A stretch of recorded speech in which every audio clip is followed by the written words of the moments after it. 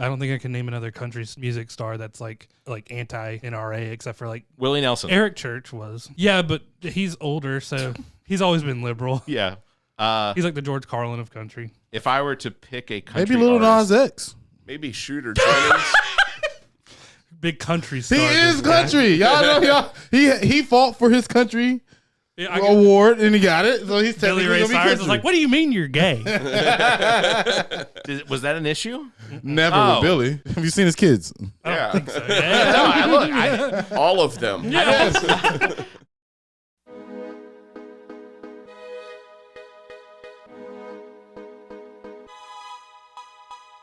Recorded live from the Maddie Johnson podcast studio at GOT Sound Studio in Columbia, South Carolina. This is the All About Nothing podcast. The views expressed on this program are the opinions of the host. Some content and subject matter may not be appropriate. Listener discretion is advised. Listeners are encouraged to follow the show at theallaboutnothing.com for links to social media and more. Listeners can call the show at 803-672-0533.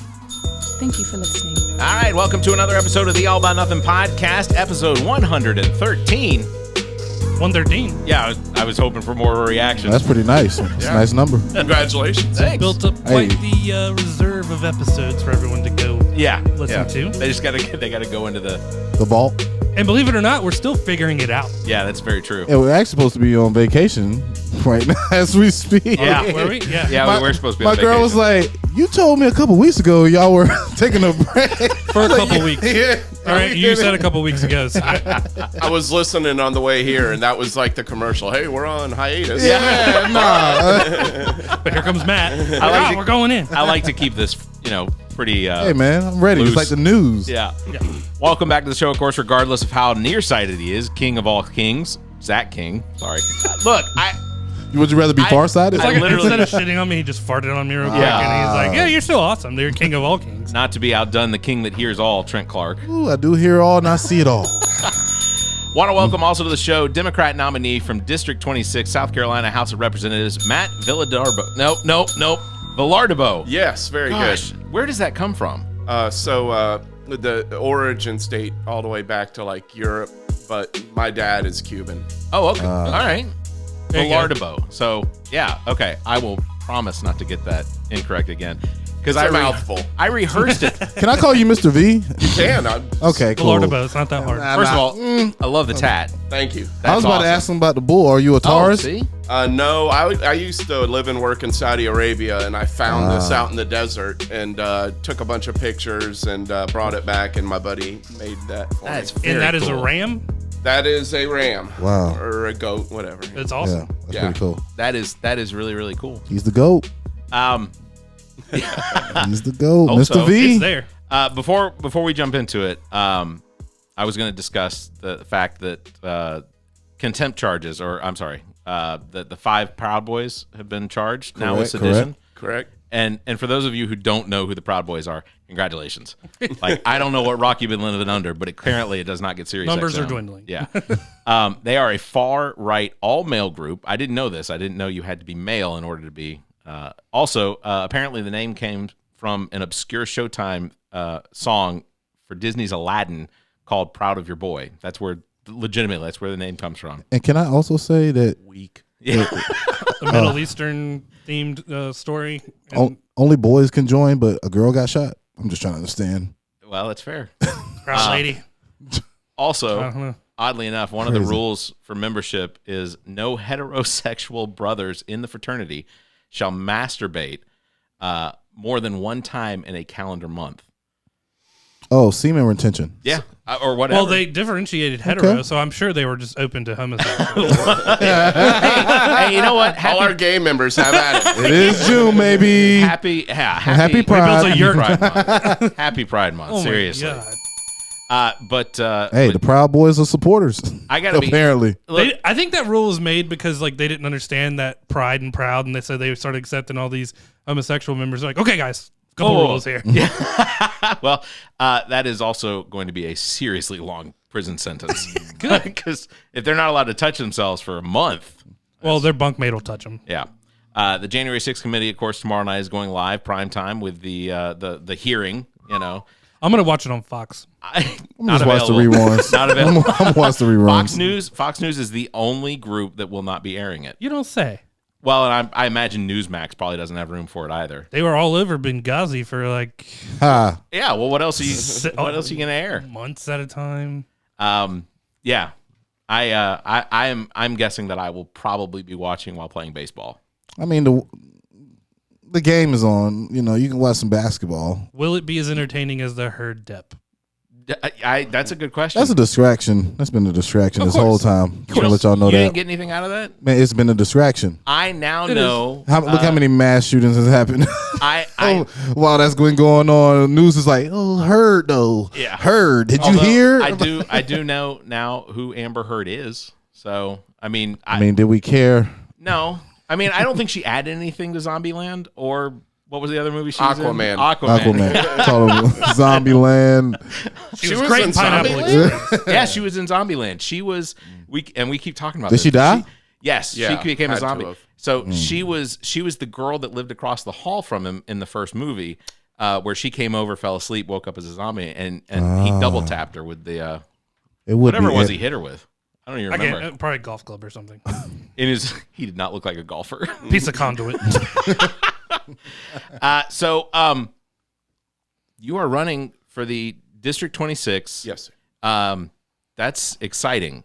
This is your first campaign? No, so I ran for town council last year in Fort Mill. Obviously didn't win. So I thought a better way for me to move forward with a political career is to get into the state level position. Sure. So State House, we have a 10-year incumbent in Fort Mill. Right. She doesn't really do much. Yeah. So I thought it would be a great opportunity to give Fort Mill somebody who was actually going to bring something to Fort Mill and who's going to be a real advocate for the town. And, you know, even though I lost, I listened to a lot of people, good and bad. And I've made the changes I need to and got things in the direction they need to be. You know, I'm from Tampa, Florida. It's a very big city. It's a whole different way of life in Fort Mill. Yeah. And, you know, it was quite a learning experience. And I look forward to winning in November. I mean, this is a very winnable race for me. My opponent is doing what Republicans in the state do and ignoring me. Yeah. And she's going to end up having to spend quite a bit of that $40,000 war chest come July when the primaries are over and the attention is on everybody. I really hope that's the case. Yeah. In fact, in looking at her record, she has, like you said, 10 years. She has been the House representative for the state of South Carolina from District 26. And much like Joe Wilson, she doesn't really have anything to her credit. I think she's got 2 bills that have been associated, that either she sponsored or co-sponsored. So this year, she co-sponsored that bill that gave 30 minutes of protected time to elementary school teachers and special ed teachers only, solamente. So no other teachers get that protected time. Wow. And that'll be what she talks about when I come at her for destroying public education like she spent the last year doing. And what is, okay, and so, and I don't remember that specific bill, but what was this 30 minutes for? Planning time. Allow the teachers planning time. They don't have any protected planning time in this state. Oh, I thought you were saying it was time for them to like relax. No, the day. To like grade papers, get stuff done, lesson plans, do the thing. My wife's been a teacher for 20 years. These things get done at home. Yeah, that's what I was gonna say. I absolutely know for a fact that teachers wind up. It's what, a 37 and a half, technically a 37 or whatever hour job a week, but that turns into the 4 or 5 hours a night they're working on grading tests or preparing. All through school, I remember teachers being like, I spent all weekend grading y'all's papers. Yeah. Your weekend sucked. Like, that's not fair. And I can tell how angry you was by judging my handwriting. I made a D. I did solid C+ work here. Just kidding. But yeah, no, it's awful. No one deserves that. They need more time. So, and all the teachers need this, and that's my point, is Ray Felder isn't looking out for the teachers in South Carolina. We have a responsibility to Fort Mill, but we also have a responsibility to citizens of South Carolina. Fort Mill doesn't have the education problems that, say, Columbia does, or Spartanburg, or Florence. Yeah. And it's just different in Fort Mill. All our schools are great. Nobody's clamoring to get out of junky old Fort Mill High School and put their kid over at Catawba Ridge. Yeah. So that's a great time for her to say, I am going to be a champion for public schools. Yeah. and she wasn't. Dropped the ball. She totally dropped the ball. And, you know, this whole 30-minute thing, like I said, she's going to, you know, beat the drum on this, you know, when it comes time for a debate or whatever. Yeah. That'll be one of the things. So she'll hang that one over her head and say, I accomplished this. yeah. And again, this is 10 years and only having really two things to her credit. It seems like and I get it. It's technically a part-time job. Yes. In a lot of cases, when like Judd Larkins was here running for Congress, you get elected and then you're almost campaigning again for your next election. So it's definitely an uphill battle. Yes. I do have a question. What is the feeling in Fort Mill over with Fort Mill and Rock Hill, that area with the Panthers pulling out of the construction or the facility? Because this was something that I was looking forward to. Hey man, look, that just proves that what I've been saying before. Panthers are Charlotte's team. It's not South Carolina. They don't want nothing to do with us, man. For some reason, I just don't understand it. Well, the bankruptcy trial started this week. And basically the real estate firm that was forking over a lot of the money for the construction and whatnot, who has lost out now, of course, because the Panthers pulled out and they said that they didn't want any part of it because the obligations weren't fulfilled. Yeah, obligations of construction and timelines and things like that were fulfilled. You know, and I don't know how much the pandemic played into it as far as the construction goes, but there's a very large facility that's kind of sitting there with nothing going on. And it's not just like a skeleton frame. It's got stuff. Yeah, so I know that. Okay, so local media did an awful job covering that story. They buried a lot of stuff deep in the stories, way away from the headlines and the leads, as they do. So I know people are really wanted the Panthers in Rock Hill, and that was like something folks in that area were really proud of.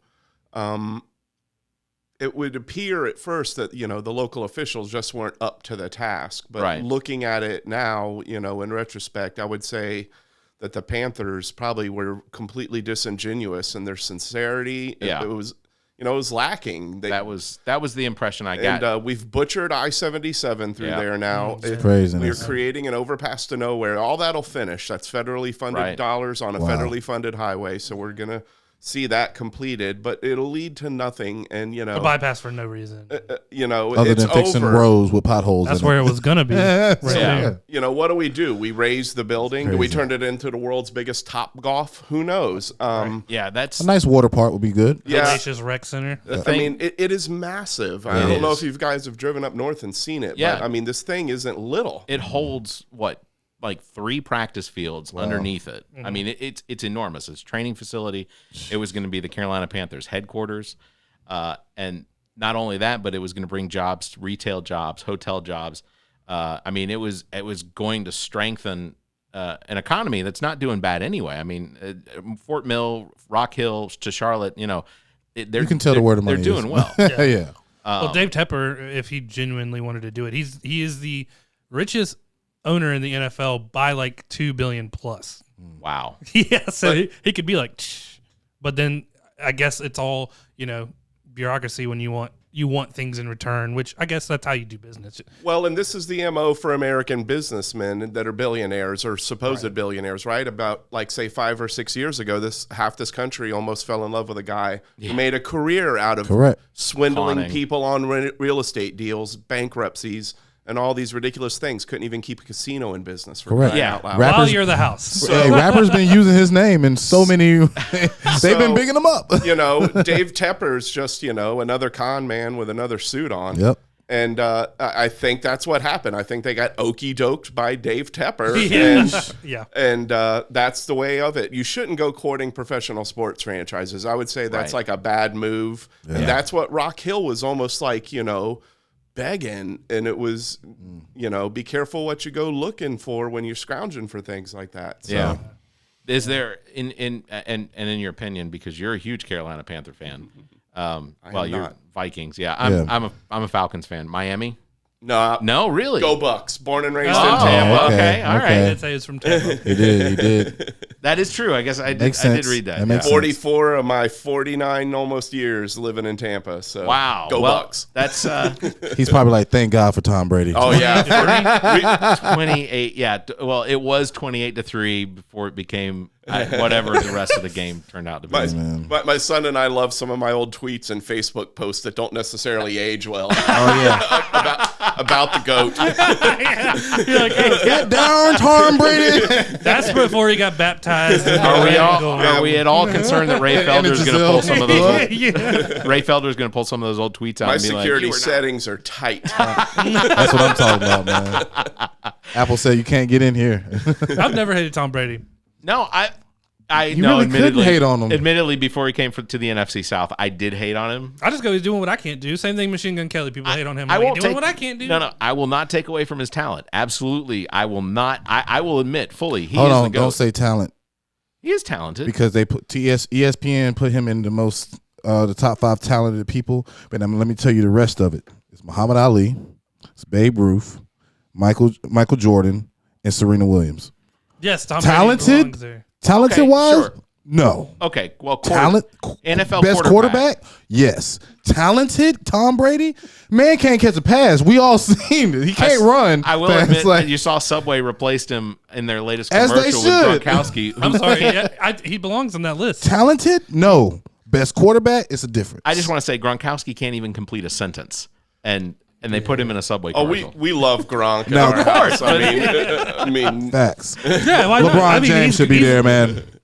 we all have like multiple Talented. friends in our life who saying have talented. been like Gronk, right? I mean, we all have that knuckle for sure. dragon. Oh, you know.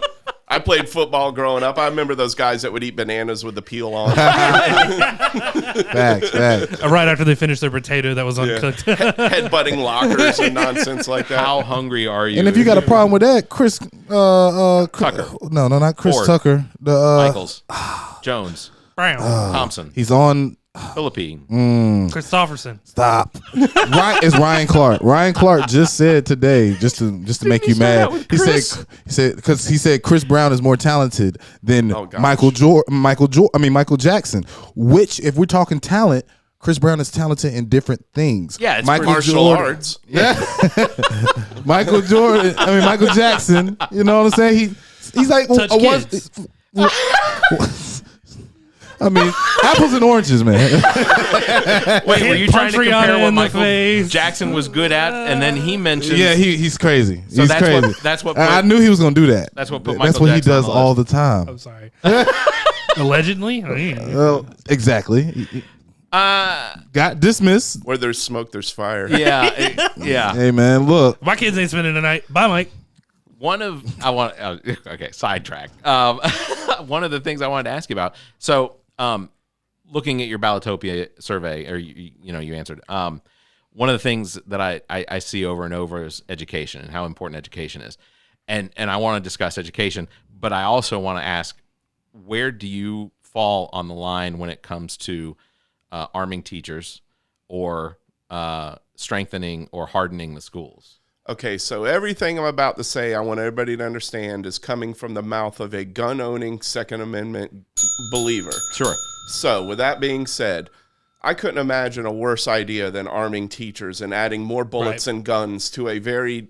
Throw guns at a gun problem. I've been in the middle of multiple gunfights in my life, unfortunately, and I remember the worst one where I actually thought I was going to get shot and killed was in the middle of a street in Ybor City, Tampa, and I was hiding behind a light pole. I'm 5'11", 220 pounds. I got no business hiding behind a light pole. Right. Yeah. You know, that's like... Although I've been to Ybor City. It's like hiding a watermelon behind a toothpick. Yeah. So, Yeah. you know, so I'm ducking for cover, and when I get up, 4 people are shot bleeding in the street around me. So I Florida man. those situations happen so quick and so unpredictably. The last thing we need are people, untrained teachers. So this really gets me worked up. I'm going to try and stay on track. No, yeah. So it gets frustrating when I hear like teachers being called groomers and all this other bullshit that is being said about teachers nowadays.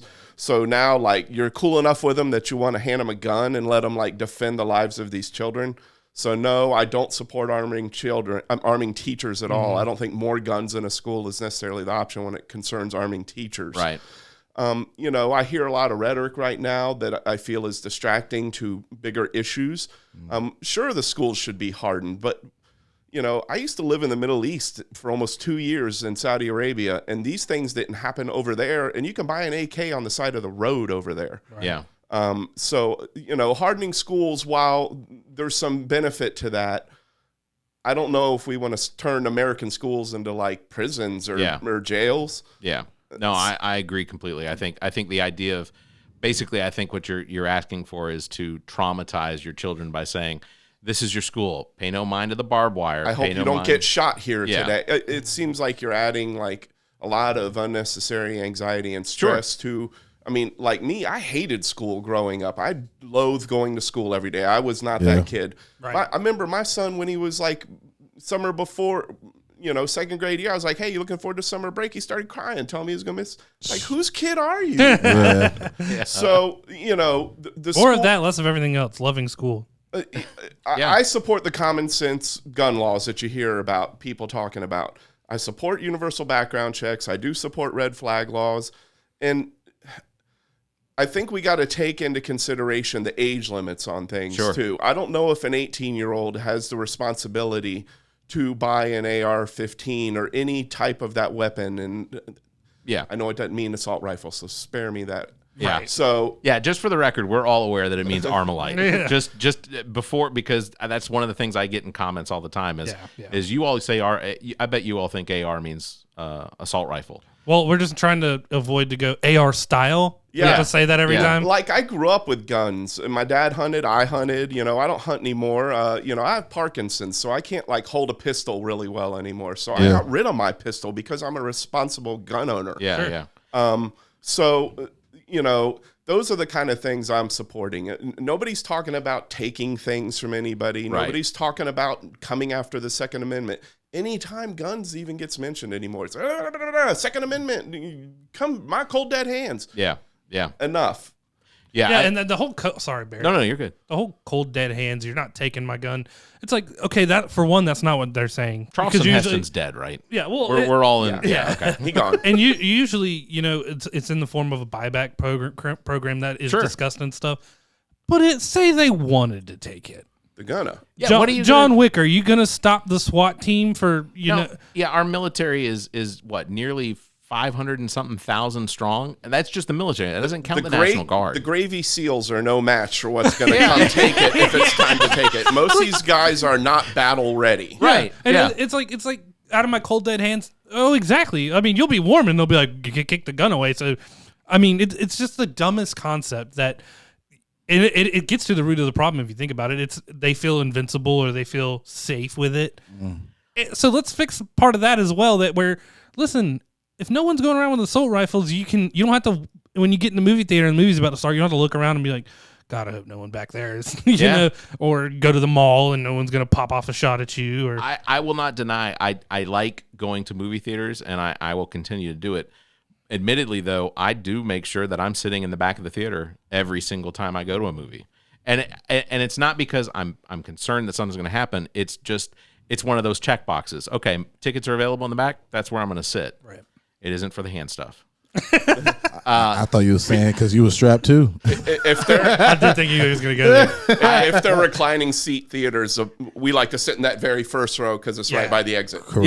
Yeah, and that's fair. That makes sense. Now, what does everybody think about bulletproof doors for every teacher? Well, and that's okay. So I will say, I think that there are ways to better the schools for a situation without making it obvious that you have created this prison system. How much money do we just send to Russia? Do you need to doors Ukraine? from God? Ukraine? Excuse me. Yeah, I don't deny. You don't think we can spend like $50 million or $50 billion, whatever it costs, to make sure every kid is safe? Here's the thing. No, I agree. At the United States, at the federal level, we have a Department of Education. There is no reason why money could not be allocated away from our military, which is not currently at war with anyone. Correct.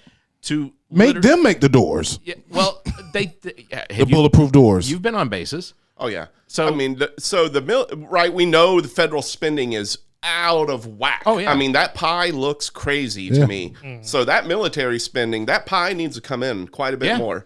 And that money needs to go to where it'll be better spent building a better country. I mean, a lot of rhetoric in this world today. We live in a world where, you can talk it up, but, when you want to get out there and be a purpose-driven person, well, you don't get a lot of that from folks. Right. So, let's be meaningful in the things we do and quit, talking it up all the time. When we have 11 nuclear-powered aircraft carriers, which is 10 more than everybody else. France has one. Yeah, Russia's got one. I think it still It's a operates diesel. by coal. Yeah, the only other country is France that has a. That's crazy. But that's what I'm saying. It all costs like $1 billion a year to run, if not more. Yeah, well, that's what I'm saying though. We have money allocated into our military every year. It's what, $800 billion. I mean, it's almost $1 trillion that we're putting into it, and it's almost always going to things that we are building that we will sell for nickels to other countries. But you could, if you're going to allocate, if you're going to take the military budget, if I was President Biden, the first thing I would say is, we're not at war. We don't have any aircraft carriers, nuclear submarines, or frigates, or anything else out there. We don't have any. They need. are. Yeah, no, but I mean, what I'm saying is, we don't have the need to replace them this year. So what we're going to do is we're going to take this allocation of the budget, and we're going to go ahead and we're going to strengthen our veteran affairs system. Yes. We're going to make sure that we're going to take care of. We're going to also open the benefits up and increase the benefits available for anyone who's been in the military, discharged, currently in the military. I mean, don't get me wrong. I know many people that are on TRICARE and the others that TRICARE for life, and it is a fantastically run system. I wish that Veteran Affairs itself would operate at the efficiency that TRICARE operates.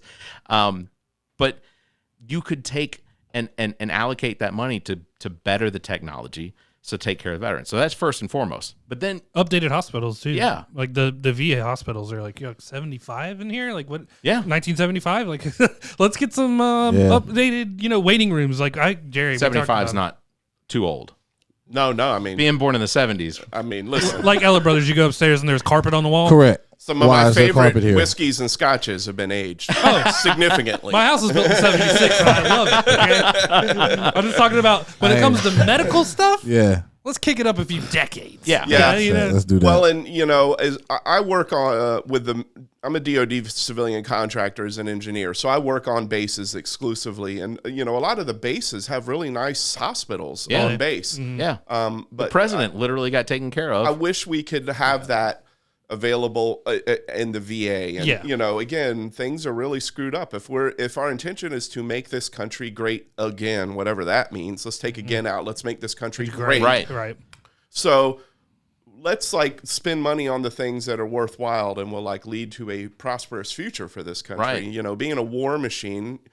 Eisenhower warned us about this, and people were like, "Deuces, Dwight," and sure as shit. Now look at the military-industrial complex we have. It is a monster. That always has to go around red tape, no matter what kind of conflict it is. For one, because you're not going to brute force anybody for the most part. But then say it's a nuclear war, which is what the next war would evidently be. Have to be. Yeah. That's not 100%. You're stopping nukes. Just because you can launch more doesn't mean. Yeah, you can't. Yeah, you can. Something's going to get through. As many as those Patriot missiles at a nuclear warhead, and but a cyber war, that's even worse. I think, and that's shutting down the power grid, things like that. I mean, Instagram went down for a day. Everybody was going crazy. Yeah. I grew up in Florida, so I remember, the one summer when we got 4 hurricanes in one summer, and I lost power for 2 weeks at my house out in the suburbs. Right. It was like Road Warrior out there. Yeah. We ran out of gas. Me and a buddy were driving around with a chainsaw, cutting trees out of the road so people could get around town. We ran out of drinking water. The grocery store, we were ill prepared that summer. And what happened? Well, the government got their head out their ass the following couple months after that, put out some legislation. Grocery stores have to have generators. Gas stations have to have generators. Yeah. And so that we're better prepared to handle the post-hurricane sort of cleanup efforts. I think a lot of people forget about, because I've had family that lived in Florida now and friends that lived in Louisiana and Texas and things like that. When it came to hurricanes, the message that always gets sort of skewed is you get told to prepare for the hurricane, because the hurricane only lasts 4 to 5 hours. Yeah. And then you have to deal with the repercussions of the hurricane. So it's, that ultimately, I think McMaster's misses it every single time, because he talks about know your roots, but what if you get stuck? Well, you have to prepare for the hurricane. Nobody, there doesn't seem to be much of a message of prepare for the aftermath of the hurricane, which is stores are closed. You don't have water. You know, one of the things when same thing when we have a snowstorm here. The distribution network a snowstorm here would cut a us out. halt. Yeah. No, especially when you have a governor like, and I'm not saying that he specifically would do this in that situation, but Florida, in the hurricanes prior to Trump, always received federal FEMA funding. I mean, like FEMA agents were on the ground moments after the hurricanes. You know, DeSantis will turn it away That's or the thing. monkey around with it on some level. I mean, or it's Trump he's and he gone just a whole doesn't new send them. level with the grandstanding and the political theater. It's craziness. It's pretty crazy. DeSantis. We'll talk about some campaign stuff after the break. I did want to ask you about Parkinson's. Yeah. That is, I've had a 23andMe study done, and Parkinson's is I have a mark or an indicator that says that I potentially have the genes to develop Parkinson's. And I'll be honest, it's one of those things that I fear. I'm worried that it's going to be debilitating. But you were diagnosed 2 years 2020, ago. Yep. and you did a portion of the Appalachian Trail. Yeah, I've done it twice now. So how much of the Appalachian Trail have you done? Not a whole lot. I done sections. So Sure. My first bit, I went, oh my gosh, where did we meet? Up in North Carolina, and we did a stretch from North Carolina to Irwin, Tennessee. Okay. Me and another guy with Parkinson's. Near Fontana Dam? And we were on the Today Show for that. That was really fun. That was very interesting. The guy I went with, Dan, is an amazing man. He was diagnosed a few years before me, and former Army vet, 20 years, 30 years in the Army. I mean, is the sort of lifeblood of his family kind of guy. Yeah. Is he who got you involved with the Wounded Warriors? Nope, that's a a whole nother story. Well, we'll talk about that after half. But yeah, no, I watched the Today Show footage, and I've mentioned to you, I have done all the Appalachian Trail, and this isn't a flex. Just so you know, that is a flex. It's a light But flex. I've done- Barrett. I think we already know. Were you there when they were making the trail? Yes, he was. Actually, he helped make the trail. You guys should go this way. He came through with a machete. Yeah, you guys should go this way. There's a bear over there. Everybody stay calm. Hey, bear. you know I willingly put myself in this position. I get it. every but single time. My But kids, just the bond my kids with like both of hitting y'all. me with OK boomers, and I'm like, I'm not a damn boomer. I'm a Gen Xer. We're the bond with responsible both for of all y'all. this greatness. yeah, You see. yeah. Your You like grand- the Sega Genesis? What do you mean you don't know what that is? Do you like the internet? But I've done a portion of the Appalachian Trail as well, and that is a true accomplishment. Especially, I what is it when with Parkinson's? What is one of the things that winds up pushing you to have the symptoms from it? Like I imagine that it's not always just your brain, that you could like physical activity.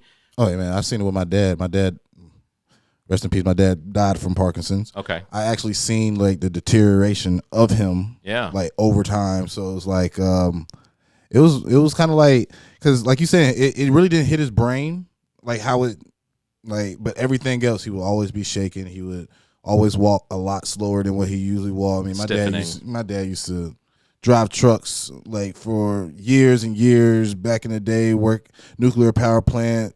Used to be, you know what I'm saying, he used to be around, but it's just Parkinson's. You could tell it hit him. And like you, I'm even scared to get tested because it's like, man, if my dad had it, it's definitely a chance of me having it too. So it's like. So I have what's called young onset Parkinson's, so I'm going to be a Parkinson's long hauler. I got a ways to go with this. Mm-hmm. So what started it for me was a tremor in my left hand that, really isn't that bad. And some other things, like I was, my memory was kind of slipping a lot more, and I was struggling with like simple balance things. Like I can't close my eyes and put my feet together, or else I'll topple over. Right. So I couldn't. It was hard to even ride a bike anymore, stuff like that. And I didn't really know what was going on. So I've used to party a lot when I was younger, and I thought maybe I'd done too much drugs or something when I was younger. Yeah. So. Start seeing doctors, and they think maybe something's wrong with my neck or my spine, and all those tests are done. And, after all these exhaustive tests, I finally meet with a neurologist and, told me I had Parkinson's. I've seen multiple movement disorder specialists that have confirmed the diagnosis. Was it a relief to put a name to it finally? And it was in a way, but so I have ties to it too. My grandfather, who is the single biggest male influence on me, had Parkinson's. Gotcha. And he was a Baptist minister. He grew up in North Carolina. He was a minister at the Greenway Road Baptist Church up in Boone. And to watch what that did to this man who we used to sit and watch Jeopardy together and like compete to who could answer the questions first. And to watch that mind of his deteriorate, that's what was the heartbreaking part for me. I mean, all our bodies start to fail us as we get older, but, so that's like of deep concern to me. As I get older with this and this moves on, is the mental deterioration part of it. Yeah. But I don't worry about any of that stuff. Like Sure. I got my health in order. Sure. So, and I started being like more of a live for today guy, Absolutely. You meet a lot of people, they love to talk about like time, like nuanced time, free time, this time, that time. I just got time. Period. Yeah. It's time. What am I going to do with it? Well, I'm not going to waste it on a couch waiting for this disease to claim me. Moving is what keeps it at bay. Movement is what helps slow it, and movement can actually reverse some of it. Right. So I got to moving. I was a 260 pounder when I was diagnosed. I got down to 210, 205 at one point. I'm hovering about 215 now. That's fantastic. Got my health in order. I did this Rocksteady boxing, which is designed specifically for people with Parkinson's. Okay. Wow. I started doing the hiking big time. I mean, I'll go out and hike 18 miles, before sunset, no problem.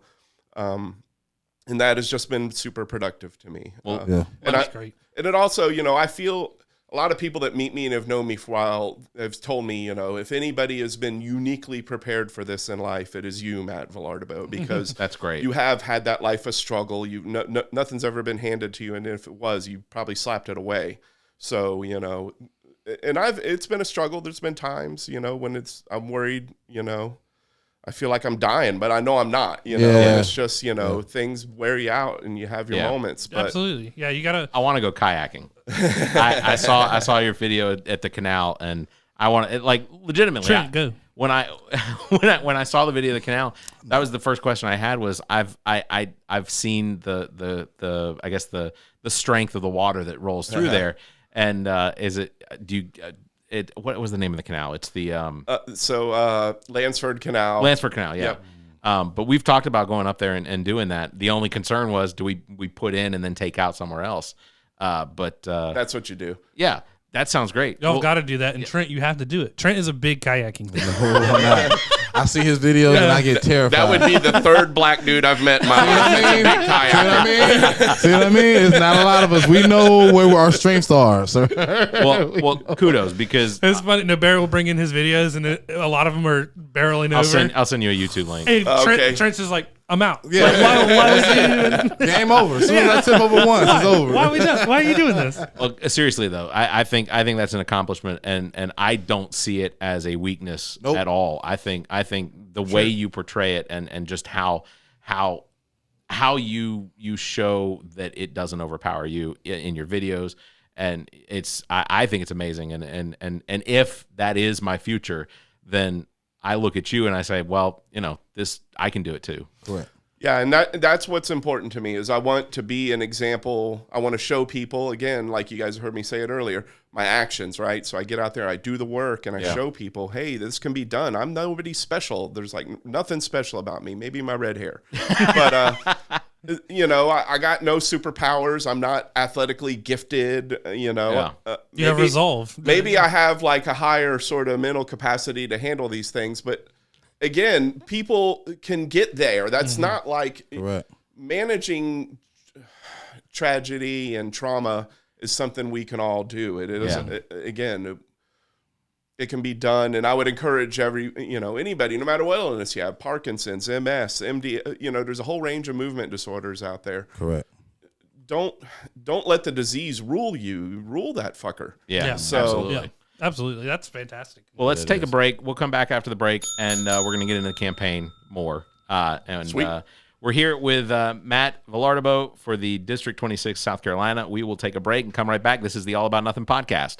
All right, Nothingers, I want to cue you in about a friend of the pod, Blank Canvas Brand. If you own a business or restaurant and the time has come to build that unique brand, you have got to get a hold of Blank Canvas Brand. Blank Canvas Brand specializes in brand identity, including logos, business cards, flyers, and anything else to promote your business. And now, Blank Canvas Brand offers printing services to help with your clothing needs, including sports teams. I can tell you from our own experience, Blank Canvas Brand is responsible for our logo, as well as the Bowl of Duty bowling team logo, and we couldn't be happier with what's been produced. For more information, you can search Facebook for Blank Canvas, or you can email Blank Canvas at theallaboutnothing.com. That's BLNKCANVS at theallaboutnothing.com. You can find links in the Friends of the Pod section of our website. Visit theallaboutnothing.com.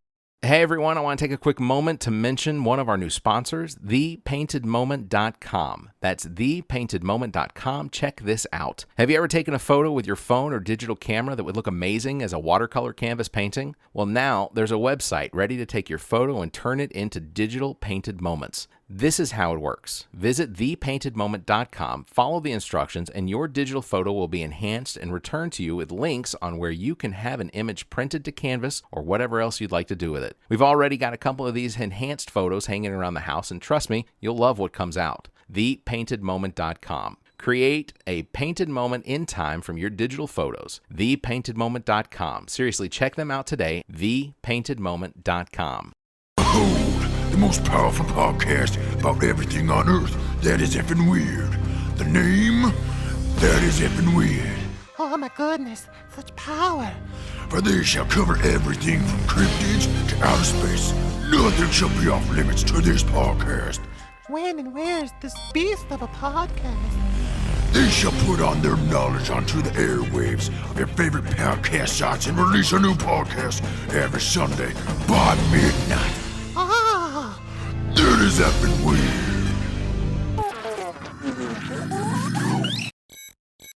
We have to thank our sponsor, GOT Sound Studio, and its owner and operator, Dominique Stewart, better known as Neek the Geek. GOT Sound Studios offers a variety of recording experiences from music, voice, and instrumental recordings and production, as well as podcasts. GOT Sound Studio is located in Columbia, South Carolina, and operated by the most talented producer and engineer in the business. GOT Sound Studio is a Black-owned business. Bring your recording business needs here. You can find details on their Facebook page or by calling 803-243-2302 or emailing gotsounds@theallaboutnothing.com. That's gotsounds@theallaboutnothing.com. You can find links in the Friends of the Pod section of our website. Visit theallaboutnothing.com. I am the Diligent Dabber from The Dad Who Dabs. Hey, it's John Kosis, Broadcast and Media Relations Manager for the Columbia Fireflies. This is Judd Larkins, and I am the Democratic nominee for the 2nd Congressional District. It's your boy, Marty Producer. This is Taylor King from Your Mama's New Boyfriend Band. What's up, y'all know Coast? Yo, it's your boy Jefferson Cash coming live to you from Los Angeles, California. This is Neek the Geek. This is Lorianne from Richmond, California. This is Justin Osborne from Susto. And you're listening to All About Nothing Podcast. Smoke 'em if you got 'em. Let's get it. All right, welcome back to the show, the All About Nothing podcast. How about that intro? I worked hard on that. I know you did. It's so rad. I see you put all the white boys, all the white rappers together. Did I? Honestly, I did them in order of how I received the audio because it was just in date. It was white rappers We're not segregating Neat. So Neat fit in. Separate but equal spots in the track. Yeah. Come on, man. Hey, if y'all ever have me back, have the Dab and Dad in here. Oh, he's in Massachusetts. He's in Massachusetts. Yeah, we should call him down. And that episode hasn't aired yet. That one's coming out on the 20th. That one's going to drop. I recorded. I have to look him up when I'm in Boston. Absolutely. His name is the Diligent Dabber, and he has talked me into some things that I didn't think that I'd be able to be talked into. So I'm definitely the Diligent Dabble got him dabbling in. Take that how you'd like there, Zach King. Fan of the boys. I'm easy to convince. He is a fan of the boys during this month. He's a pride boy. All of the boys and girls. So before we went to break, I said we were going to start talking about your campaign and some of the issues. What I want to do real quick, though, is we just found out that you are a comic book fan and a comic book nerd, I guess, how you refer to it. Is that detrimental on your marriage? No way. Okay, well then good. My That's wife, I got a great wife, she gets it. I remember when my son is named Clark Logan after Superman and Wolverine. So I'm adopted, and growing up adopted, I always was pulled to these heroic orphans that did all these amazing things. So you love Batman? Like Batman. Oh, you love Light Mike. Who? Lil Bow Wow, Light Mike. He was an orphan. Matt, everything I own is Batman something or another. I promise. I would walk when we worked together. I would walk past his desk, and he'd just be sitting there diligently, just drawing Batman comics. Really, really well done too. So and then Harry Potter came out. I was an adult when that happened, but I was like, "Holy shit! Does J.K. Rowling know me? 'Cause his birthday is my birthday." Oh, really? Yeah, he's born on July 31st. I'm the boy who lived. I was like, "Oh my gosh!" I didn't know that. Except I had great parents. I mean, they didn't make me live under the steps. Fair. That's fair. Do you like Star Wars as well? Oh yes. Star Trek? Yes. Okay. So you're all encompassing nerd. Yeah. So, I mean, all of it. Okay, knowing that, then which one is better, in your opinion, Star Trek or Star Wars? It's America. You don't have to pick. They're So both great. I do prefer Trek over Wars because I like that universe Gene Roddenberry created. I thought that he was like an early civil rights and social justice pioneer. Yeah. He showed us, first interracial kiss on film. The possible worlds we could be living in. And I think he had a real vision for the future that is sometimes buried in the campiness of the original series. Yeah, I agree. Do you like Strange New Worlds? Yes, I do. I love it. I love Anson Mount. I liked that Western series he did. And, he was good as Black Bolt. Hell on Wheels. Hell on Wheels. I loved Hell on Wheels. I was disappointed in his script as Black Bolt, not Black Bolt. In the Inhumans or in both. Okay. I keep looking at both of them, man. And since they're both into the same thing, your noses are similar and stuff. Your hair is nice. I'm starting to add some things up, man. This might be your brother here, bro. Trent is, Mom, where were you? Trent is of the opinion that Matt and Zach. This is the conspiracy this week. Oh my gosh. She's like June the 6th, 1975. Look at the noses. I just realized kind of pointed the their same. names are both one syllable and they rhyme. And our last names are one syllable. Do you go by your middle name like me? No. Oh, see. Oh, I go by my middle name. Okay. No. That's what brothers are different at. They never do all the same Trent, thing. you don't even have a brother. That was.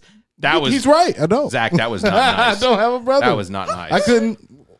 My siblings, Thanks, Mom. I can't deny that. You had no one to blame. Nobody to blame. I didn't Only do child. it. Only child. He's just weird in his room. I was in my room. So to get into some of the campaign questions. Well, I still have one more question. Okay. I'm sorry. If you're going to pick one superhero and say that's your go-to, that's your guy, who is it going to be? For me, it would it's Superman all day. Superman? Ooh. Okay. I have the learned cheat code of superheroes, but it's a fair pick. I have learned over and over that when people pick a superhero, they almost above almost all the superheroes, Flash gets picked as their choice. Wow. So I like Superman because he's like an everyman. He grew up on a farm. Sure. I mean, he's got all these powers. He's allergic he's to not the a sun. billionaire. He's humble He's a too. news reporter. He's always been written very well for the most part. And, I feel like he embodies sort of the ideal potential for humanity. Yeah. Not just, I know we live in a world where we investigate things a little further than we probably should. Sure, so sure, I don't think Superman is I am totally guilty some of that. negative, absolutely. I don't think he has anything to do with the patriarchy or Yeah, anything. yeah, no, I agree. We don't subscribe weird things. I don't think he's some, ubermensch sort of. Well, Barrett, you said Flash, so I'm over here thinking I wouldn't want to be Flash, but I would want to be the Mask. Who am I wanting to be? Because the Mask can do the same thing as Flash. The Mask? You remember? You're talking about Jim Carrey? Correct. Do you think that's a nice one? That's a nice one. You want to be hasn't never Jim been Carrey's The Mask. That is the greatest one. By a Nordic god? Correct. Yeah. Oh yeah. No, if I had to pick a superhero, if I'm going to dominate all other superheroes, it's Dr. Manhattan. Okay. Because I mean, time and space and matter he's a god do on not Earth. matter. Yeah. None of it matters. Especially if you watch the Watchmen TV show. My God. Yeah. That was amazing. The television show, that's the one that was on HBO. The one that took They place. Regina King. It was Regina King, Yeah. Mahershala Ali. Yeah. That whole show was just I gotta watch it. Amazing. So may I move on? Yes. No. I guess. Welcome to Nerd Talk. So, one of the questions that I want to make sure that I ask representatives to give you the best opportunity to answer the question, because we're not going to interrupt you. Well, we're going to try not to interrupt you. Why is it that you think you're the best representative for the Fort Mill area for District 26? So I'm willing to do the work necessary to benefit all Fort Millians. This isn't about locals and not locals. For me, this is about all Fort Millians. Whether I'm from Tampa, Florida or Fort Mill, I'm a Fort Millian, and I feel like I'm an example of a Fort Millian. I have the energy, the desire, and I have the plans in place to move our town forward and our state forward. For too long, we've driven on these crappy roads around here. We've sent our kids to schools where they could be so much better if we're just putting the sort of effort into that we need to. We have a lot of regressive politicians running this state. Sure. Guys like Henry McMaster, people like my opponent, dozens of others, okay? We need to move this state into the modern area. McMaster's got 2 years on his plan to move this state out of the bottom 40 in education. Does anybody think he's going to get that done in 2 years, giving our tax dollars to private institutions? The answer is no. You don't need to roll the chicken bones to know these things. Right. So these are the sort of things I'm looking to bring. This is all common sense stuff to me. We've got a paper mill down in Chester County that is polluting the air and smelling up everything, and it's ruining real estate values. And these are all universally unifying issues in my mind. Am I a Democrat? Sure. Am I proud of that? Yep. But that's about where all that ends. I'm more interested in helping my fellow man and helping Fort Millians, all of them. This isn't about Republicans and Democrats. I want to get elected to help the town move forward and take some real action to bring tax dollars into Fort Mill and to spend these tax dollars in the state in a more precise way that benefits all people. Yeah, absolutely. And you sound like to me as somebody who when hears and presented with a good idea, you'll cross lines, period. Absolutely. So, I'm not an ideologue. I have no intention of, bringing Joe Biden's agenda down here. That's the second time I've mentioned that guy's name since I started running. What is going on in D.C. is not reflective of Fort Mill. I'm sorry. It's the truth. Mm-hmm. So, one of my biggest sort of detractors is my own father. And I remember he came in on my campaign page and left some really nasty comments. Wow. And one of them, sometimes parents do that. Well, so he comes in on me for Black China's mom does the same thing. He comes in on me about the Mexican border and gas prices. And I'm like, the only southern border I care about is the one with Rock Hill, maybe Chester County. Right. You know, what is in Mexico, I got nothing to do with that. Yeah. Mm-hmm. And gas prices. Yeah. I used to live in the Middle East, so I can give you a lesson on how all that works if you want to hear it. But my guess is I'm going to get a sentence into it. You're going to call me a libtard or something. We're going to have to move on. Right. So what you're telling me is your dad is probably voting a different direction, or will he support you? He doesn't live here. He lives in Florida, so he doesn't have the benefit. I'm sure he'd probably vote for me, but he would spend every minute on the way to the ballot. There is absolutely a difficulty in conveying a message of progress to individuals when it comes to trying to convince someone that these traditions that you're holding to, this idea that you have to vote for a Republican or you have to vote for a Democrat, people vote against their interests all the time. Yes. It's going to take it takes a lot of convincing, because what you're going to canvass. I mean, absolutely. I canvassed when I ran for town council. Yeah. I do all these things. I am that candidate. I don't like to farm out things. I don't have a campaign manager, a finance manager, a social media manager. You're looking at all those guys. Mm-hmm. That is me. I control the message. I put all these things out. If there's something you're seeing that says Matt Vilardebo, it touched my hands more than likely. Right. So this is important to me. This is personal to me. I'm not playing games. I'm not a wealthy guy who's, just going to be able to go swim in his Scrooge Duck vault of money when this is over. Right. This is serious business for me. I don't intend on being a career politician. Instead of, nobody has, but if anybody were to look at the Parkinson's as weakness, I would instead look at the Parkinson's as a guarantee Matt Vilardebo is not going to be a career politician. Ooh. I'd be the first one to come there if someone was going to attack you for Parkinson's. To be like, Okay, your makeup's not on well. What else do you want to So cover? I would like to redirect you to maybe like 6 years ago when we had a guy who was running for president that got on national TV and mocked somebody with a movement disorder. And his millions and millions of followers ate it up and loved it and called every one of us who thought that was despicable snowflakes. Yeah. Right. But then got angry at your Dave Chappelle. Your president, He said. your president paints his face on and his hair's not real. Yeah. Come on. It's crazy. At any rate, that's I've learned. When I ran for town council, that was a nonpartisan race, and I ran that honestly nonpartisan. I didn't sign up for Act Blue. All my campaign finances were routed through PayPal into my campaign account, and then we kind of figured out what was going on, and the Republicans had put all this money and time and effort into putting these two guys up to be on town council. Gotcha. And it was a slaughter. I didn't stand a chance. The Democrat Party in my county supports me, but even they were caught with their pants down. Nobody knew. Yeah. The Republicans are way more coordinated in the state and nationally than the Democrats are. Well, and they're insane as well.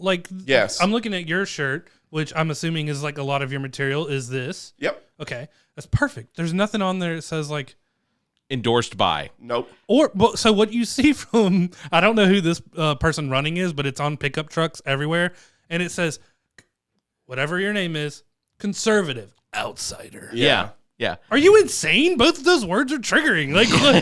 I don't trust you. What's the other one that we heard the other True day? conservative. I seen that one going through Chapin. Yeah, what does that mean? A real conservative is enough. That's ultra conservative. What is? I'd really like for someone for me to define what a true conservative or a real conservative is, because I have been honest. I am a progressive. I am a social liberal, but I am a fiscal conservative. Mm-hmm. I don't want to pay more in taxes, but I want to see my tax dollars spent in a way that is beneficial to the people that it needs to benefit. If it means money going to towns like Fort Mill if the paper company were to take a grant that could attach new scrubbers but would you be in support of something like that, or is this something that's going to be fixed by? What do scrubbers do? So let me explain to you what's going on at the paper mill. Yes, please. Bowater used to own that paper mill. They were a big community company, supporters of the local community. It was like them and the Close family and the Spratt family are all these big name families in that part of the state. Okay. Bowater sold it. Resolute ends up with it. Canadian company. Okay. Way up in Canada. French Canadian company, completely detached from America, let alone Chester County. Right. Yeah. So now New Indy buys it because New Indy sees it as a moneymaker, because this once proud powerhouse of paper is down to one paper machine and one pulp machine. Oh, wow. And everything in there is falling to pieces. They have an on-house power plant, which is off-grid technically, but puts on to the grid. They run independently of Duke Energy. And do they sell their power? Oh, okay. Fair enough. All right. So moving on. All that wastewater goes out to what looks like a swamp of waste. Yeah. And they're ponds, settling basins, ponds, whatever you want to call them. And they have aerators, which are supposed to be helping with the smell. Well, New Indy disabled the aerators. So now the smell is back. And as an engineer who spends his life doing maintenance and things like that, things that move like to move. When you don't let things that move sit still, it's bad for them. Yeah. Like your car, your lawnmower, things like that. Yeah, you get a hot rod, you got to put it through its paces. So you got to moving parts need to move, and the equipment's bad, needs to be replaced. Gotcha. And the whole plant's falling to pieces. Would I want that plant to be shut down? No, because so many people work there.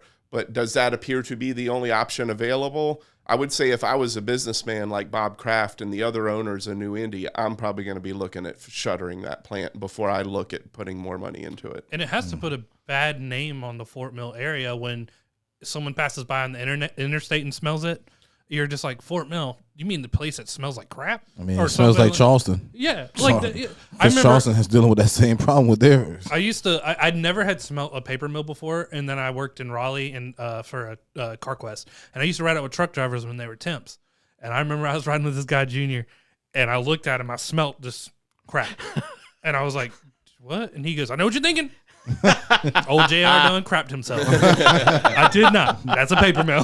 So I was wondering, man. I had no idea. I used to work in that paper mill. That's what brought me to the Fort Mill area from Tampa. So I spent a year working in that paper mill, and that's like one of those things Matt likes to hang his hat on, right? Mm-hmm. No other candidate. We like these no other candidate statements. No other candidate in the state of South Carolina or in Washington, D.C. knows more about that damn paper mill than Matt Vilardebo. Absolutely. That's and smart. Which is also has to be an indication to the people of Fort Mill that potentially they work at that paper mill. That the idea is that you also do not want to see it shut down, but you want to see it properly maintained and continuing to provide jobs on into the future. Correct. But they would take an investment from the company to see it properly maintained. Correct. And they're not willing or going to. I feel like probably that is, I feel like that plan is getting to the point of the Dutch boy trying to hold back the dam with his fingers. And, as somebody who, again, is an industrial engineer, I understand the capital expenditures that go into this. That plan is, over 50 years old.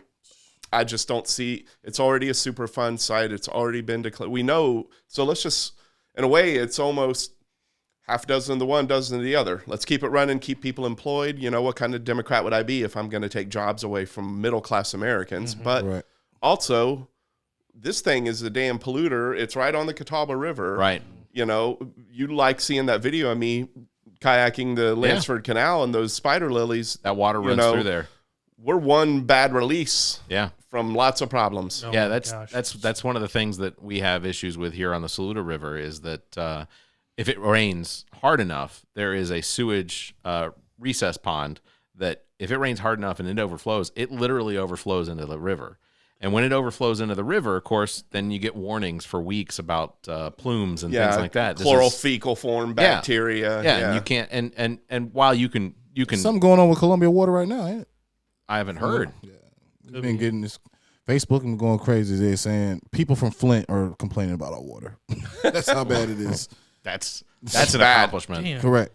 You mentioned in your interview that that John McCain is someone that you idolize or that you at least look up to as being the type of politician you would consider yourself. Correct. And I also recognize John McCain was a guy that would cross the lines. Yep. If he believed that this was a situation and not that he was trying, it wasn't just about the country, but it was also the people he represented.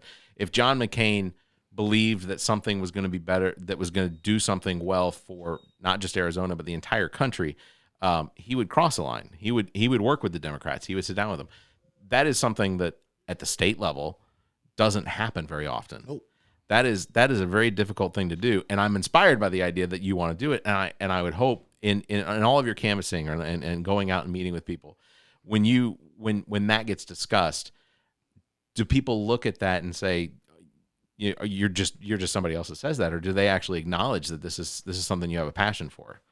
So I find that a lot of people, when they give me a chance to get in front of them and get that FaceTime, they appreciate my sincerity and my sort of openness about things. As a Democrat in a red state, you're never going to accomplish an ounce of anything if you're not willing to compromise and work with the opposing party. So there's no way I'm going to be productive in this role if I'm going to show up here, cross my arms across my chest, and go Team Blue.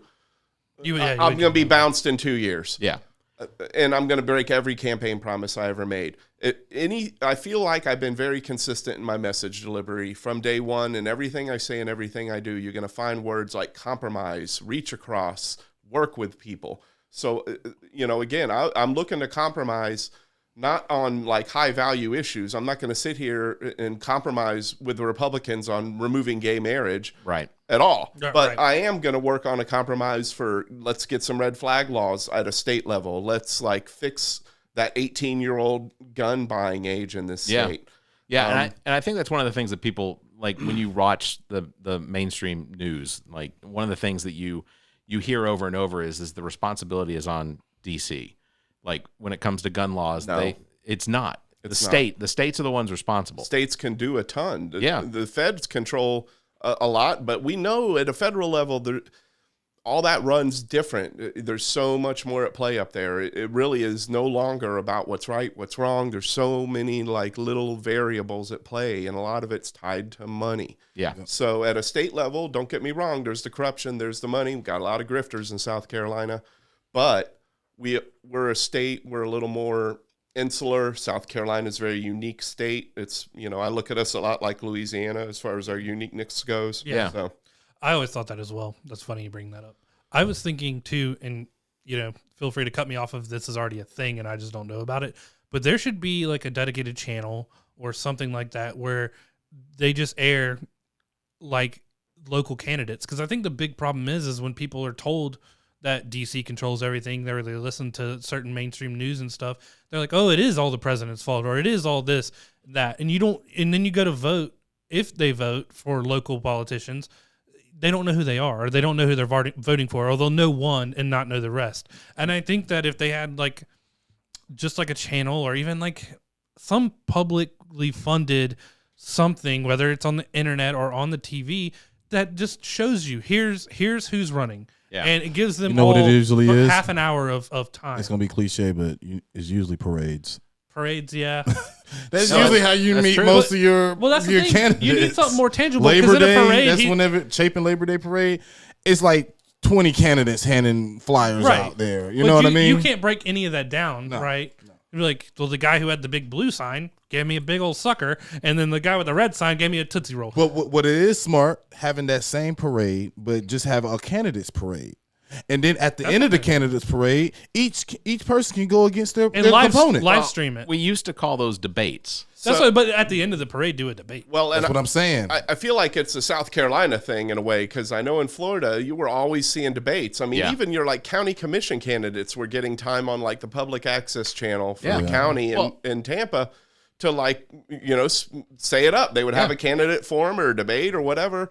When I ran for town council, the York Economic Partners did a candidates forum, and that was just for town council candidates. Yeah. So I wish the state had stronger Daughters of the American Revolution, League of Women Voters. Right.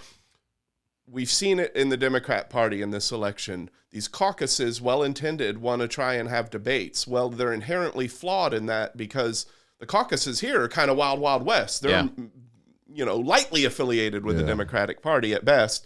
And people see that, Black Caucus of South Carolina, or, the agricultural caucus, whatever that caucus may be, and they think that's like a direct line to the party, and it's not. Oh, yeah. And so we get all this like sort of infighting and bickering that we're seeing with the gubernatorial level candidates. And I just, if we pull that away to like more impartial hosts and moderators, it makes things a lot easier. Yeah, and that's it took me meeting you to truly understand the nitty gritty of it all. Yeah. That it does matter. Start local. There is There's a big hierarchy component to of that. power. Yes. And it's specifically designed exactly the way it is to make sure that the little guys in the towns don't have to subject themselves to the will of the federal government.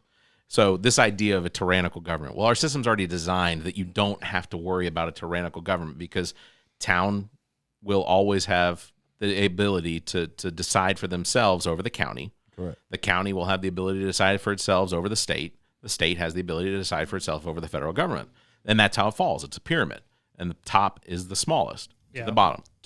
We kind of talked about the grossness of like when we went to vote for president, how they can go right when you start to go vote. It's like, do you want to do all Democrat or all Republican? Right. I hate that. I hate it. Yeah. And it's like, it could be the worst people even on your side, your side quotes, that are the worst, and you don't know because you don't know the rest of them. Right. This state is disenfranchising voters and alienating voters on the daily, and people don't even see it. And they love, the way they name things in the state as they move it through the Congress. Voting Integrity Act, get the hell out of here with that nonsense. Yeah, this idea. So let me give you a great example. Sorry to interrupt. York County, where I live, so we got the early voting going on Monday through Friday, 8:30 to 5. When do people work? Then exactly. No Saturday hours, and you got to drive to York. I don't know how familiar you are with York County, but our county seat is like out in nowhere, and not a whole lot of people live there. At all. They should open up an office in Rock Hill, something. And if you're going to take your lunch, South Carolina has to give you 30 minutes. That's it. So you might not even have time to go do it during your lunch. Well, and like the people, people who work in, middle class, low income, those kind of folks who are wrapped up during those hours, they get disenfranchised like that. Fuck it. The system's set up against me. Why? My vote don't matter. I hear that so much. Yeah, one of the things that I noticed in the latest move in South Carolina to disenfranchise voters is this idea that we have now been granted early voting. Okay. Yeah. If you look at any of the information, which early voting, by the way, ends on Friday. We're done. We're 2 days away. This of course is airing next Monday. This is the 13th that this is coming out. Tomorrow is the primary if you're listening to this on the 13th. Early voting took place from May 31st to June 10th. There were no Saturday voting. Mm-hmm. It was the normal. It was 8:30 to 5:30 or something like that across the state and most of the precincts.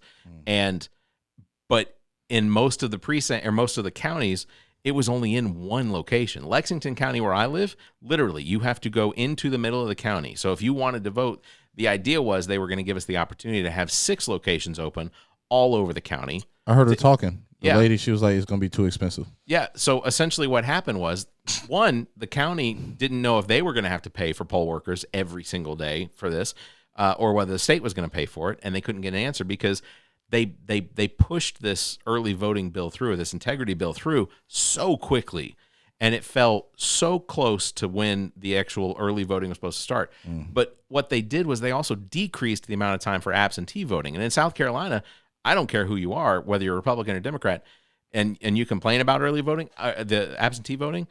I know more people that voted absentee in the 2020 election than ever voted before.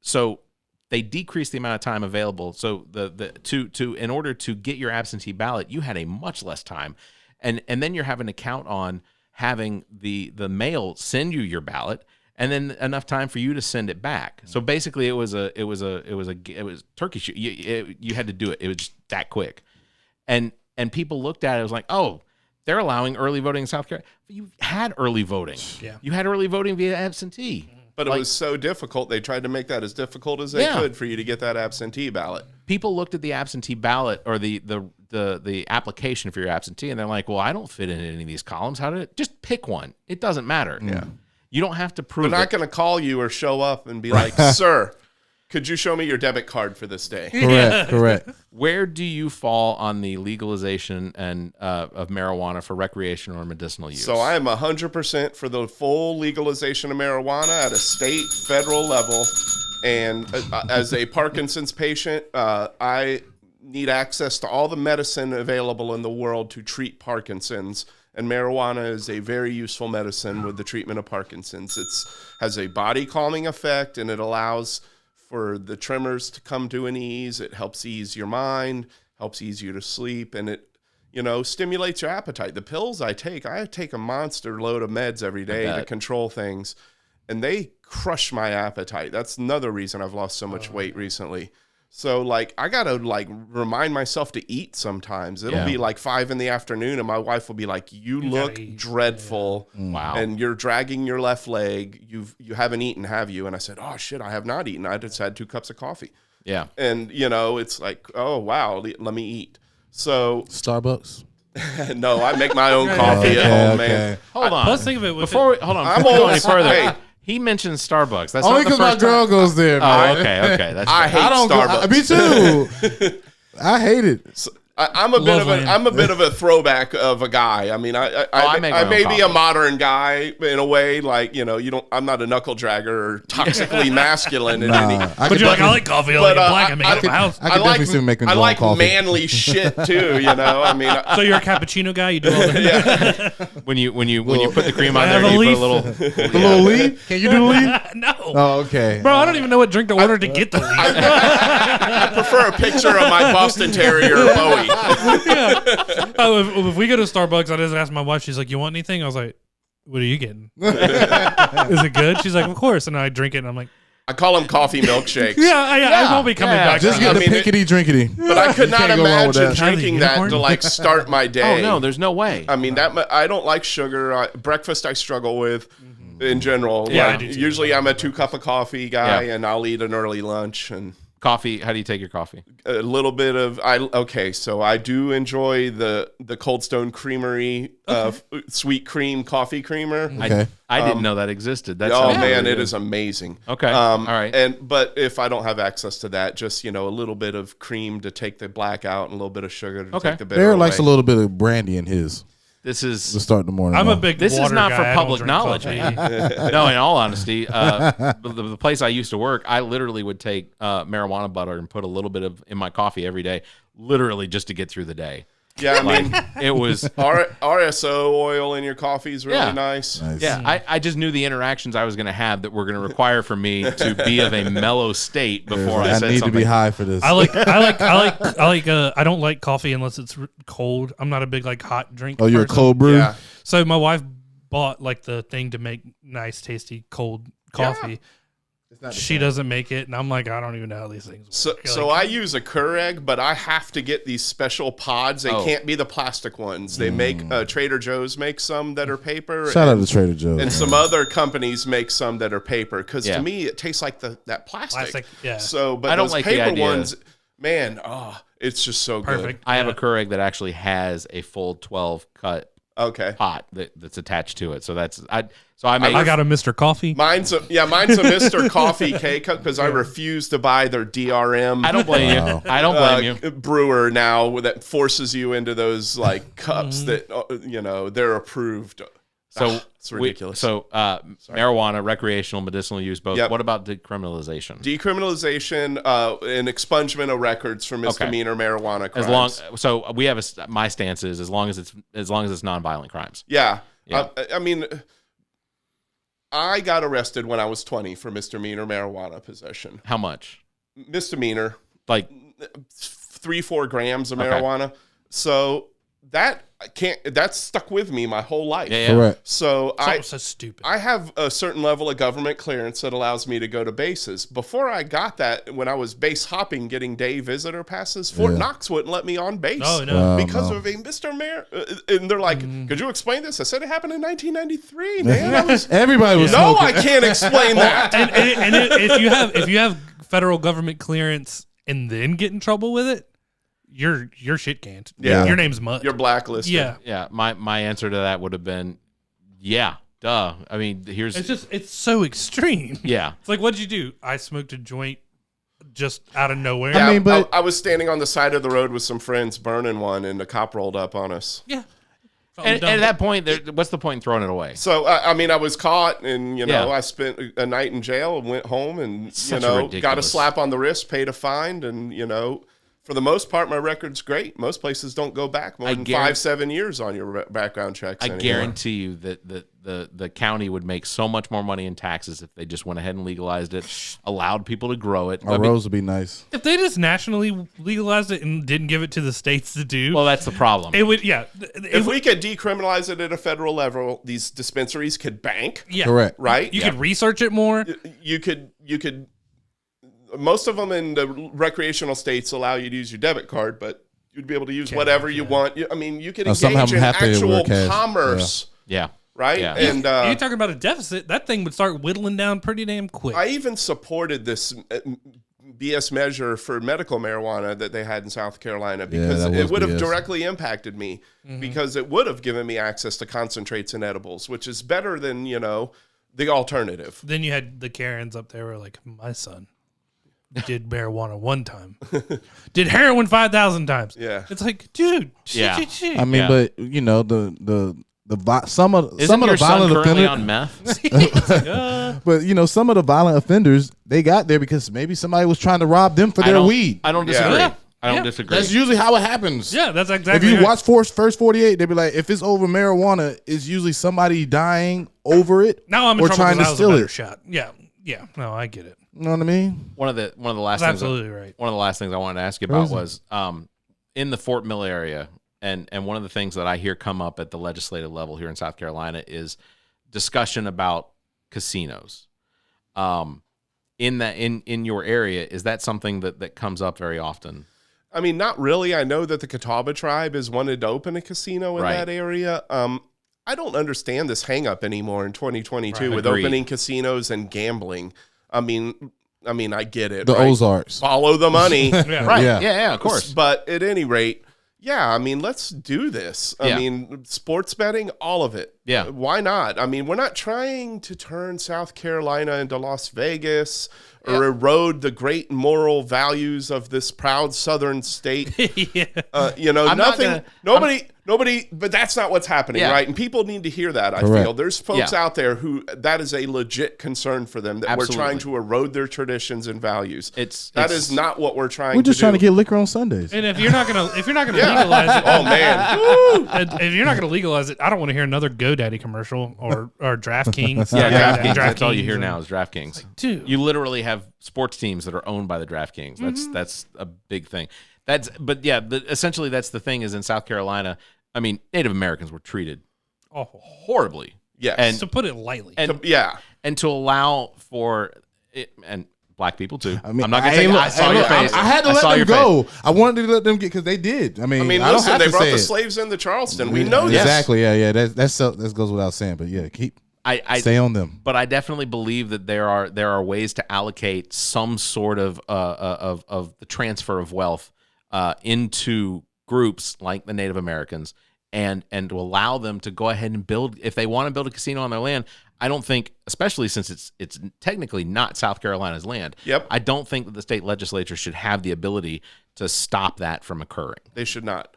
And that's where, not related to gambling, you see what's happening in Oklahoma with all that native land and the abortion issue. Yeah, exactly. So, it's the native land. It's federal. It's been federally allocated to the Native American tribes. Yes. So they have their laws.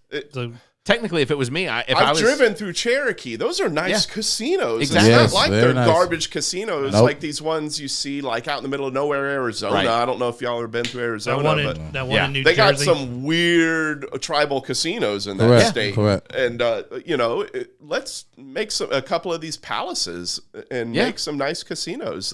Again, it'll bring in money, you can tax and regulate gambling. Right. And again, that's another revenue stream. As long as we don't put DHEC in charge of it, it should Correct. run well.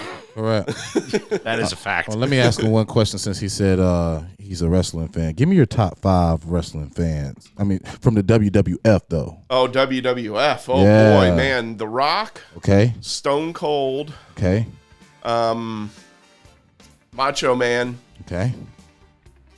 You couldn't flex with some WCW. No, I just wanted WWF. Jake the Snake. Ooh, that's a classic. And Roddy Piper. There you go. That's a good list. So I got to meet Jake the Snake in Atlanta airport one time. Oh, yeah. I meet a ton of wrestlers. Did he have his traveling. snake on him? No, this was old. Sign my snake, I'm Jake. so tired of this. This was old post rehab, Jake. I was gonna say, how does that get through the TSA? Hey man, you Look, can get Jake the anything. Snake, come on. Jake the Snake. It's It's a Don't worry, therapy pet, I my guess. snake just coughed up a balloon. It's fine. Yeah, okay. That wrestling. Who was? Tell me your Jake Snake story. No. Okay. You're in the airport, you see see people, somebody. and I'm on that people mover train, and I'm standing there, and I look to my left at this guy. And I'm like, he looks down at me, and we both lock eyes, and he just kind of nods. I was like, you're Jake the Snake. And people around me are like, why is this grown-ass man screaming? He was like he was a young boy. He was like, yeah, boy, it's me. But I was like, I shook his hand. I thanked him. I was like, thanks, man. I used to watch you wrestle when I was a little kid. Facts. And he was like, hey, where are you getting off? I said, I'm all the way. I was like in airside T. Yeah. And he was getting off. And he's like, hop off real quick. If you got time, we'll take a picture together. Wow. Very cool. Offered it, because I remember one time I met Glenn Danzig What? in Philadelphia at Pat's King of Steaks, and he refused a selfie with me. Damn. He refused. They be those jerks, man. They be those People- Mothers don't walk his way. Yeah. But he was very nice. I couldn't get over how little he was. Oh, yeah? Yeah, He's a short dude. Him and Trav Roberts could have a little guy Jake contest. the Snake was the first person, like my dad showed me as far as wrestling. He used to put these wrestling tapes on, and the first thing he did was put a snake on a guy. I'm like, Dad, why is he putting a snake on him? He's like, he's Jake the Snake. That's what he does. He lays a snake on him. My dad did not like wrestling. Oh, yeah. My dad took me dad. to the Fort Homer Hesterly Armory as a kid in Tampa to see Ric Flair and Dusty Rhodes wrestle. Oh, man. The Rock and Roll Express wrestle the Killer Bee. Ric Flair be in South Carolina all the time. Wasn't Dusty Yeah, Rhodes he loves it here? here. Wasn't Dusty I think Rhodes? He lives in house. Tampa now, though. Oh, really? Yeah. Wasn't Dusty Rhodes' son Gold Dust? Yep, and he has another son, Cody, who's like a Cody big Rhodes, superstar right now. Wow. Full circle. I love, like, that's, I know people laugh, but all my friends tease me. They're like, you need to do the Son of a Plumber Man promo on the campaign trail, because that's you. You're that guy, Matt. Absolutely. You're the working class, you know. Not that there's anything Hard wrong. times don't last, hard men do. Well, antiquated statement. I used to go to my friend's house because they would order the pay-per-view for wrestling back in the day. So you ride your bike WrestleMania? up for it. Yeah. Oh, yeah. Staying at my buddy's house, we're watching WrestleMania. I've been to 2 WrestleManias. Wow. I've never even been to a single WrestleMania. Yeah, I've been to both the ones in Orlando. That's awesome. I played softball with Goldberg a couple times for charity Cool. events. Awesome, man. That is Look awesome. at Bear flexing, man. He's a flexer. He was in Atlanta. That's Goldberg country. Yeah, exactly. That's Turner Played country. Falcons, come on. We played Richland County in softball. Yeah. Hey, if it makes you They feel were all, any better, all of them were live PD dudes. if it makes you feel any better, the Braves were my National League team growing up. Fantastic. I appreciate that. That's more than I get from a lot of people. Hey, they're on a 6-game tear right now. Yeah, They but are. I look like, am I going to wait 20 years for like another? No. No, And I don't think so. CJ, the one I always tell you about with the Cubs, apparently he got a ring. Yeah, of course he did. But was he? I didn't know he was pitched, on. I didn't know pitched he like pitched. half an inning one time. 2016. Well, played for the season. You Well, get it. I mean, no, he absolutely deserved it. But Shout like, out to the Cubs. Yeah. That'll be another No, 100 not the years. Cubs. No, he got one for Shout out to y'all. Joe Madden. He got one for the Braves. Oh, yeah. Oh, That's why I was didn't like, know that. Yeah, and exactly. I was over here Oh. like, what is that? I knew he was on there, but I only saw him literally like pitch a half an inning. You know, good for him. Yeah, it's crazy. Two rings, man. We knew That's his dad. two. You knew him. Yeah. 2 rings that quick. Well, Matt, thank you very That's much for crazy. being on the show. Please, Absolutely. is there anything else that you want to say to potential? Because this show is heard around the world. So real quick, I do want to say, so look up my social media, Vilardebo for SC26 across all social media platforms, mainly because I need money. Yeah, absolutely. So, and I also want to say this is super important to me. I'm a down ballot candidate in this state. I get little to no attention from anybody's political party above a county level. I have gone out of my way to build relationships with people like Joe Cunningham and Lisa Ellis, preparing for the future. Right. Okay. Love Joe Cunningham. I am a legit guy. I am running a straightforward campaign here. I have had tremendous success with what little bit of fundraising I've done so far. And we are building a powerhouse campaign in Fort Mill. The only thing that says I'm down ballot is the fact that I'm in SC26. So I promise you I'm in a catbird seat compared to a lot of other candidates in the state running against Republicans. Yeah. Consider these things when I'm asking you for money, folks. I know it's frustrating living in the state, giving your money to Democrats year in and year out, and they lose. Right. I am in this to win this. I'm not a grifter. I'm not a scam artist. I'm not looking for clout. Or any of this stuff. I'm looking to make life better for Fort Mill, serve my time, and have a seat and build up other candidates for the future. Right. Nice. So that's great. Thanks a lot for having me in here, guys. I really appreciate it. Yeah, it's Let great. me do real quick a formal invite to the Ray Felder campaign. If she has any interest in coming on the show, we are perfectly willing to allow her the medium to speak. We have to formally do that also for Joe Wilson because we had his. Joe, not Joe Wilson. Joe, not Joe Wilson. We had Judd Larkins on. So formally, I offer, I've put it out there to both of their campaigns, just say, hey, we're available. I've been ignored. So which again, that's not on me. I will always invite them. They don't like your smile. Ray Felder is good at ignoring people. I go on her campaign social media and call her out and she ignores me. Yeah. But legitimately, they have to answer the same questions. Yes. I need to know where people stand on issues, and that's what I want. So Matt, I heard it, Ray. Thank you very much. Vilardebo for SC26.com. You can find all the details. There is a donate button. So if you have it within you and you want to see South Carolina represented, because the work you do isn't just for Fort Mill. Correct. Your votes affect the entire state, and if it's something that's good for Fort Mill, there's a good possibility It's good for the game. exactly. So people need to focus their attention more, not just on national, but vote for Judd. But at the same time, we absolutely have to pay attention to who it is that we have representing us in the state house. How many weeks out of the years is the job? Gosh, it's like a 70-day legislative session, correct? It's not long, but the work they do there is important as long as it's progressive. I mean, as long as things are getting done that are to the betterment of South Carolina. Correct. So thank you very much, Matt. You're welcome. Thank you. Thanks, Really gentlemen. I really Matt. appreciate it. It was we had a good time, and you're welcome back. If when you guys do your debate, which I highly encourage, will there be? Y'all a should debate? do it at the All About Nothing podcast and let Barrett narrate. Oh, I would absolutely be. I would debate Ray Felder at her house, surrounded by Moms for Liberty and people in red MAGA hats with AR-15s. Matt Vilardebo will debate Ray Felder, Ralph Norman, any Republican in the state that wants to come lock horns with me. Have at it, Chief. Yeah. I would love to see You're up against quite a debater. I'm telling you that right now. This is my bread and butter, is talking and matching issues with people. Well, and I don't imagine Ray Felder's looking forward to having to lock horns with me. Ooh, you definitely sound like a WWF superstar right now. I will put it out there. What's your platform? It doesn't matter what your platform is. I am perfectly willing to put to open our forum up to a debate. I love it. I would absolutely love to host a debate. That'd be great. Because I think that ultimately I'd like to be the Chris Wallace of of hosts and just not let people get away with shit. You just gotta let me and Zach say one random question though, just randomly, just to throw them off. It would be what? What?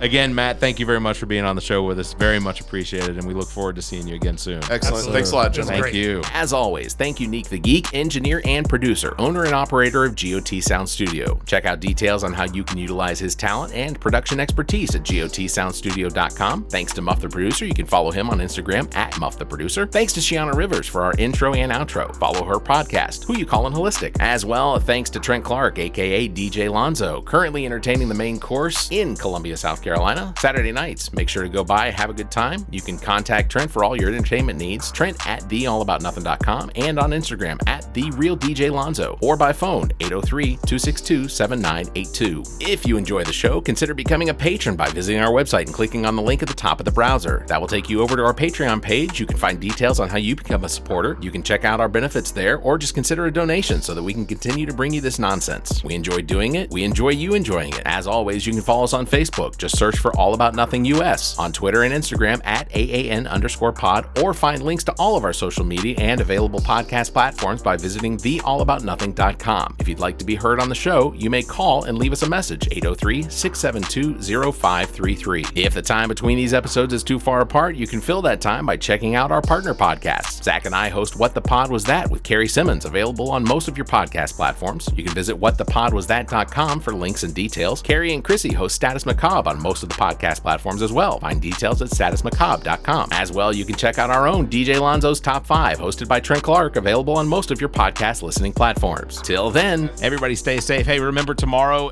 election, South Carolina primaries here in South Carolina. You're not having a run, Matt. No, I will not be on the primary ballot. I have won that nomination. Perfect. Fantastic. All right, everybody stay safe and have a week. This The All About Nothing podcast is recorded live from the Maddie Johnson podcast studio at GOT Sound Studio in Columbia, South Carolina. The All About Nothing podcast is produced and engineered by Neek the Geek, owner and operator of GOT Sound Studio. To support the show, please visit theallaboutnothing.com for links to social media, merchandise, and more. Become a patron of the show by following the Patreon link at the top of our page. The All About Nothing podcast is an entertainment product of Barrett Gruber. Special thanks to Zach King, Trent Clark, Muff the Producer, Neek the Geek, and you, our listeners. Please subscribe, rate, review, and share. If you're on YouTube, please hit the like button and the notification bell. Thank you for listening.